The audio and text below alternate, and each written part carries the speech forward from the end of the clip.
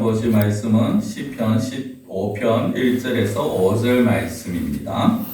여호와여 주의 장막에 머무를 자 누구오며 주의 성산에 사는 자 누구오니까 정직하게 행하며 공의를 실천하며 그의 마음의 진실을 말하며 그의 혀로 남을 허물하지 아니하고 그의 이웃에게 악을 행하지 아니하며 그의 이웃을 비방하지 아니하며 그의 눈은 망령된 자를 멸시하며 여호와를 두려워하는 자들을 존대하며 그의 마음에 서운한 것은 해로울지라도 변하지 아니하며 이자를 받으려고 돈을 꾸어주지 아니하며 이 뇌물을 받고 무시한 자를 해하지 아니하는 자이니 이런 일을 행하는 자는 영원히 흔들리지 아니하리이다. 아멘. 본문은 장막 또는 이제 성산이라는 그런 단어로 시작을 합니다. 장막이라는 것은 처소입니다. 우리로 말하면 천막 또는 텐트 같은 것, 그런 개념입니다. 이스라엘 백성들이 애굽에서나 또 이제 광야 생활할 때, 그리고 가나안에 정착해서도 초창기에는 그들 여전히 이제 장막 생활을 했습니다. 천막을 짓고 살았기 때문에 그런 개념에서 이런 말들이 나왔고, 또 성산이란 거룩한 산이다, 하나님이 머무시는 곳이다, 하나님의 집이다라고 그렇게 우리가 쉽게 생각을 하실 수 있습니다. 그렇다고 해서 이 주의 장막, 주의 성산을 어떤 특정한 지역, 특정한 경계로 한정을 지을 수는 없습니다. 단순하게 눈에 보이는 그런 건물로만 한정을 지을 수는 없습니다. 우리가 이 문제부터 좀 정확하게 짚고 넘어가야 하는 것이요.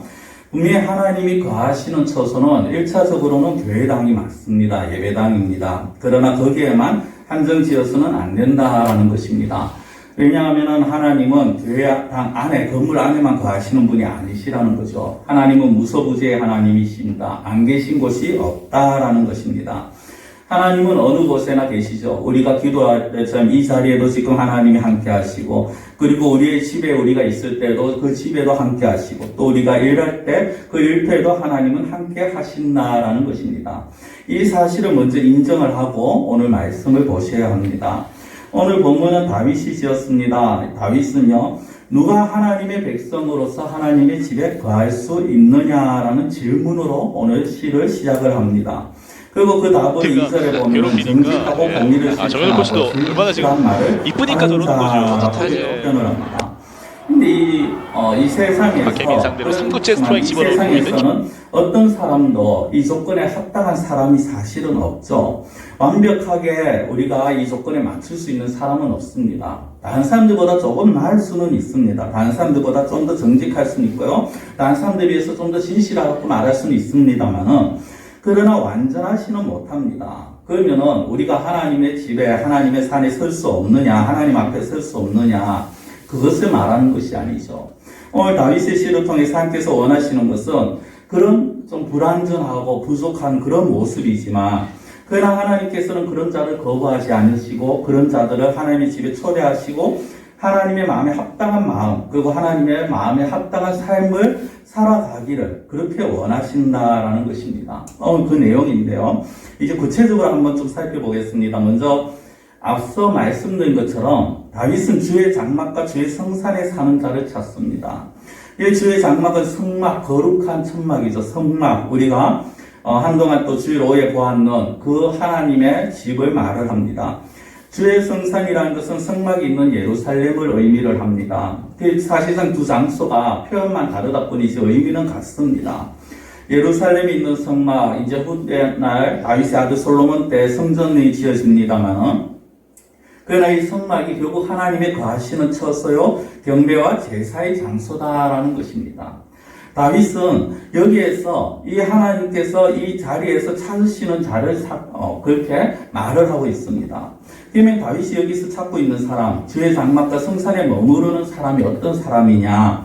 이 질문 자체에서는 크게 두 가지로 볼 수가 있습니다. 첫째는 하나님께 예배드리기에 합당한 사람이라는 의미입니다. 왜냐하면 그 주의 성막과 그 성산은 결국 하나님의 집에서 제사를 드리는 것이기 때문에 하나님 앞에 예배드리기에 합당한 사람이다. 이건 누구나 이제 좀 생각할 수 있는 거죠.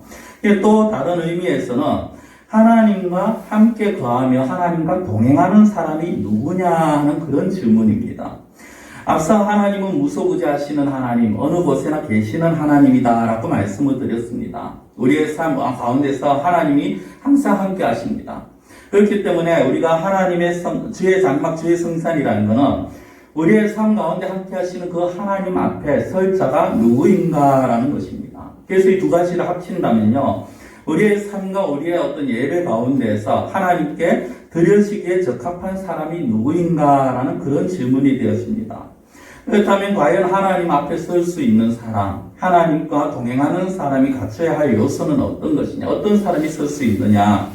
앞서 잠깐 짧게 말씀을 드렸습니다만 2절을 다시 보시면요, 정직하게 행하며 공의를 실천하며 그의 마음의 진실을 말하며 라고 합니다. 세 가지가 나옵니다. 먼저는 정직하게 행한다라는 것입니다. 여기서 정직의 히브리어는요, 온전하다, 흠이 없다라는 말을 가지고 있습니다. 즉 정직하게 행한다는 건 단순하게 거짓말을 하지 않는다 이런 정도가 아니라 흠없이 깨끗한 삶을 추구한다라는 것을 말을 하고 있는 것입니다. 사람이 사실 완전히 온전한 사람은 없죠. 흠이 없을 수 없습니다. 털어서 먼지 안 나는 사람 없다고 말합니다. 그렇습니다. 이 세상에 완전 무결한 사람은 없습니다. 누구나 허물과 약점을 가지고 있습니다. 그러면 그렇게 보면은 하나님 앞에 설 사람이 없는 것 아니냐, 그런 의미가 아니죠. 오늘 여기에서 정직하게 행한다는 것은 하나님의 은혜 안에서 하나님 앞에서 그 정직함을 추구하면서 살아가는 그런 삶을 말을 하는 것입니다. 그리고 또한 공의가 나옵니다. 성경에서 공의의 기준은 보편적으로 하나님이죠. 하나님 앞에서 얼마나 하나님의 말씀을 신실하게 지키느냐, 그리고 타인과의 관계에서 얼마나 도덕성이 있느냐 하는 것을 묻기도 합니다. 마지막 마음의 진실을 말하는 자라고 합니다. 표리부동이라는 말이 있습니다. 겉과 속이 다르다라는 거죠. 마음의 진실을 말한다는 것은 말과 행동에 일치하는 그런 진실함입니다. 상황에 따라서 그때 어떤 형편과 상황에 따라서 말과 행동이 달라지는 그런 사람들이 있습니다. 그러나 여기에 마음의 진실을 말한다는 것은 어떠한 상황 속에서도 자기가 한 말은 지키는 자들, 흔들리지 아니하고 변함없이 진실한 그런 자들을 의미를 하는 것입니다. 2절에 나오는 이 세 가지 정직, 공의, 진실은요, 하나님의 성품이라고 우리가 말을 합니다. 그렇기 때문에 이것을 행하고 지킨다는 것은 나에게 표현하면 하나님의 성품을 닮아간다라는 것이고, 이런 사람들이 하나님의 사람이다라고 말을 할 수 있다라는 것입니다. 즉 1, 2절 보면 하나님 앞에 가는 자들은 어떤 자들이냐, 하나님의 성품을 닮아가고자 힘쓰는 자들이 하나님 앞에 설 수 있다라는 것입니다. 우리가 살아가면서 여전히 부족하지만 그럼에도 불구하고 하나님의 성품을 닮아가려고 노력하는 것, 그것이 하나님의 백성으로서 가져야 할 삶의 자세이고, 하나님은 이러한 자들을 찾으신다라는 것입니다. 주의 장막에 거하는 자가 어떤 자인가, 2절이 하나님 앞에서의 모습이라면요, 3절, 4절은 이웃과의 관계에서 말을 하고 있습니다. 사람은 사실 결코 혼자서만 살 수 있는 그런 존재는 아니죠. 특히 성도라면 하나님과의 관계라고 외치면서 이웃을 등한시해서는 되지 않습니다. 왜냐하면 올바른 하나님의 백성들은 하나님 앞에서만 아니라 사실 이웃에게도 인정을 받게 되어 있습니다. 하나님과 함께하는 삶이 정직과 공의와 진실을 따라서 행한다면 그 행실이 이웃에 대한 구체적으로 모습으로 나타나게 되어 있다는 것입니다. 그것이 3절의 말씀인데, 혀로 남을 허물하지 않고 그의 이웃에게 악을 행하지 않고 비방하지 않는다고 말합니다. 한마디로 입을 조심한다라는 것이죠. 함부로 말하지 않습니다. 혀로 남을 허물하지 않는다, 남을 헐뜯지 않는다라는 것입니다. 말로 다른 사람에게 상처를 주거나 다른 사람을 시기하여서 중상모략하지 않는다는 것이죠. 사람은 그저 다른 사람의 허물만 보이면 그것을 물어뜯는 그런 성향이 있습니다. 타락한 본성에서 나오는 성향입니다. 어떤 사람이 한 번만 실수해도요, 마치 그것이 그 사람의 모습인 양 부풀려서 모략을 해버립니다. 그런 것을 버려야 된다는 거죠.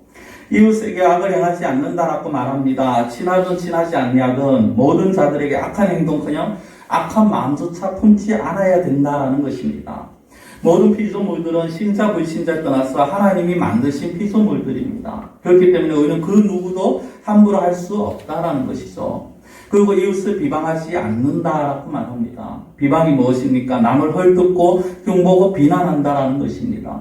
없는 사실이 있었는 것처럼, 아니면 앞서 말씀드린 것처럼 마치 하나의 실수가 전부인 양 그렇게 부풀러서 말하는 자들이라는 거죠. 오늘날 보면은 그런 사람들이 참 많은 것 같습니다. 어떻게 보면 자신의 목적을 달성하기 위해서 정말 아니면 어떤 이익을 얻기 위해서 어떤 다른 사람을 헐뜯고 다른 사람들을 비방하는 이런 일들이 너무나도 쉽게 이루어지는 것 같습니다. 믿는 자들은 이런 일들에 대해서 조심해야 된다는 거죠. 우리의 입을 조심하고 우리의 삶을 조심해야 된다는 것입니다. 우리가 지금 하나님 앞에서 거하는 자, 하나님 앞에 살아가는 자, 나에게 말씀드리면 하나님과 동행하는 자가 해야 될 것과 하지 말 것을 지금 제가 말씀을 드립니다. 그러면서 4절에 보면은 이제 하나님과 동행하는 자가 멸시해야 할 대상이 있고 존경해야 할 대상이 있다라고 말씀을 합니다. 먼저 멸시의 대상이 누구인가 4절 앞부분을 보시면요. 그의 눈은 망령된 자를 멸시한다라고 말합니다. 망령된다라는 이 히브리어 원래 의미는요. 내쫓다, 거절하다 이런 그런 의미를 가지고 있습니다. 즉 하나님으로부터 내쫓겨진 자, 하나님으로부터 거절당한 자들을 멸시해야 된다라는 것입니다. 지금 어떤 자들이 하나님으로부터 거절을 당합니까? 하나님 앞에서 악을 행하는 자들이죠. 하나님을 두려워하지 않는 자들입니다. 하나님을 의식하지 않는 자들입니다. 자기의 마음대로 행하고 자기의 생각과 자기의 뜻이 하나님 말씀보다 앞서고 중요시 여기는 그런 자들입니다. 그러한 자들은 2절의 말씀과는 완전히 상반된 행동들을 하면서 3절에 나오는 그런 행동들, 비방하고 헐뜯는 그런 일들을 일삼는 자들입니다. 이런 자들이 하나님으로부터 거절을 당합니다. 이런 자들이 망령된 그런 자라는 것입니다. 그런 자들을 우리는 멸시해야 됩니다. 그런 자들을 본받는 것이 아니라 그런 자들을 무시해야 합니다. 그런 자들이 사실 세상적으로는 굉장히 성공한 것처럼 보일 수 있습니다. 다른 사람을 짓밟고 올라서서 크게 잘 나가는 것처럼 보일 수도 있습니다. 그러나 그런 자들의 멸망은 하나님 앞에서 악을 행하고 하나님으로부터 거절당한 자의 마지막은 결국 심판이라는 것을 우리는 기억을 해야 합니다. 오히려 망령된 자는 멸시하되 여호와를 두려워하는 자들은 오히려 존대해야 된다라고 다윗은 말을 합니다. 하나님을 두려워한다는 것은 하나님의 눈을 의식한다라는 것입니다. 하나님을 주인으로 인정하는 것이고 지금도 내 앞에 하나님이 함께하고 계신다라는 것을 믿고 그런 마음으로 살아가는 그런 자세로 살아가는 자들입니다. 모든 것이 하나님의 손에 있음을 고백하고 모든 것이 하나님의 손에 있기에 늘 하나님을 공경하고 하나님을 존대하는 자들입니다. 이러한 자들을 우리는 귀하게 여기고 존대해야 된다는 것입니다. 세상에서는 능력 있는 사람, 지위가 높은 사람, 돈 많은 사람들을 존대합니다. 그들을 높입니다. 그렇지만 하나님의 사람은 그렇지 않습니다. 하나님의 사람은 때로는 어려워 보이고 때로는 누추해 보이고 때로는 실패한 자처럼 보입니다. 그러나 우리는 정말 어떠한 사람이 하나님 앞에서 망령된 자이고 어떠한 사람이 하나님을 의식하며 살아가고 있는지를 올바로 보아야 됩니다. 비록 세상에서 좀 실패한 자처럼 보인다 하여도 그러나 하나님을 의식하며 살아가는 사람, 그런 사람을 우리는 존귀하게 여겨야 된다라는 것이죠. 마지막 4절 뒷부분부터 보시면요. 주의 장막에 머무는 자는 이익을 구하지 않는다라고 말합니다. 여기에서 이익을 구하지 않는다는 건 자기의 사리사욕을 챙기지 않는다라는 것입니다. 우리가 사실 이익을 구해야 되죠. 농사를 지으면 우리가 풍년을 이루어내고 많은 것을 수확을 거둬야 됩니다. 사업을 하는 사람들은 정말 많은 돈을 벌 수 있으면 좋습니다. 그러나 그것을 위해서 우리가 하나님 앞에서 악을 행해서는 되지 않는다라는 것입니다. 4절 뒷부분에 보시면 마음에 서운한 것은 자신에게 해가 될 때라도 바꾸지 않는다라고 합니다. 하나님께서 원했다, 하나님께 약속한 것은, 하나님께 무엇을 하겠다라고 약속한 것은 그것이 때로는 나에게 어떤 금전적인 손해가 온 것 같이 느껴지더라도 그 약속을 지켜야 된다라는 것입니다. 그런데 사실 이 말씀은요, 단순한 어떤 금전적인 문제를 넘어서서 더 깊은 의미를 가지고 있습니다. 무엇이냐? 바로 삶의 방식이라는 겁니다. 우리가 하나님 앞에서 하나님 제가 이제 이렇게 살겠습니다, 저렇게 살겠습니다 약속하고 다짐했다면 실상 그렇게 살아가는 것이 어려움이 온다 하더라도 그것을 살아감으로 인해서 우리가 좀 힘들고 어렵다 하더라도 그 약속을 깨서는 안 된다라는 것이죠. 지켜나가야 된다라는 것입니다. 나에게 어떤 손해가 될 것 같아서 그래서 하나님 앞에 약속을 했는데 하나님께서 원하시는 삶인 줄 알지만은 지금은 제가 이렇게 좀 살겠습니다라고 바꿀 수 없다라는 것입니다.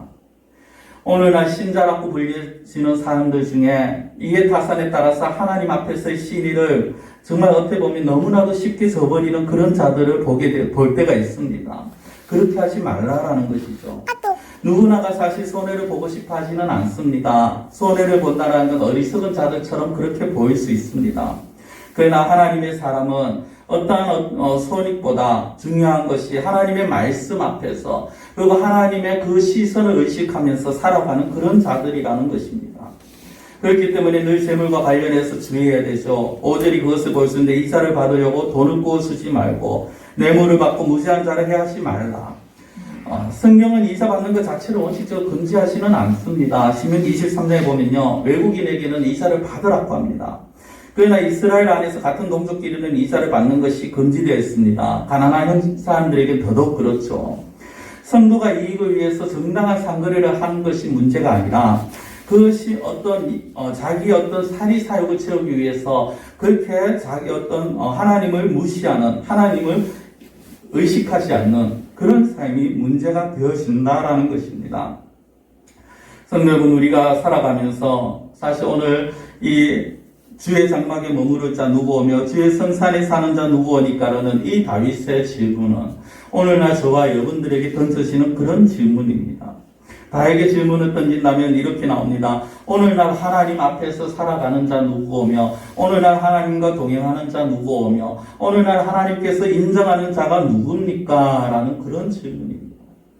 이 질문에 우리가 2절에서 5절 말씀을 가지고 우리가 이 말씀을 비추어서 내가 정말 이 말씀처럼 하나님을 의식하고 하나님을 우리가 생각하고 하나님을 인정하면서 살아가고 있는지, 아니면 세상 사람들처럼 정말 나의 개인적인 이익이나 나의 욕심을 채우기 위해서 그렇게 살아가고 있지는 않은지 우리가 생각을 해야 된다는 것이죠. 마지막 5절 끝부분에 이렇게 나옵니다. 이런 일을 행하는 자는 영원히 흔들리지 아니하리이다 라고 말합니다. 이런 일을 행하는 자는 어떤 자입니까? 2절에 정직하게 행하고 공의를 실천하고 그의 마음에 진실을 말하는 자들입니다. 3절, 4절, 5절처럼 정말 잘못된 것을 행하지 아니하는 자들입니다.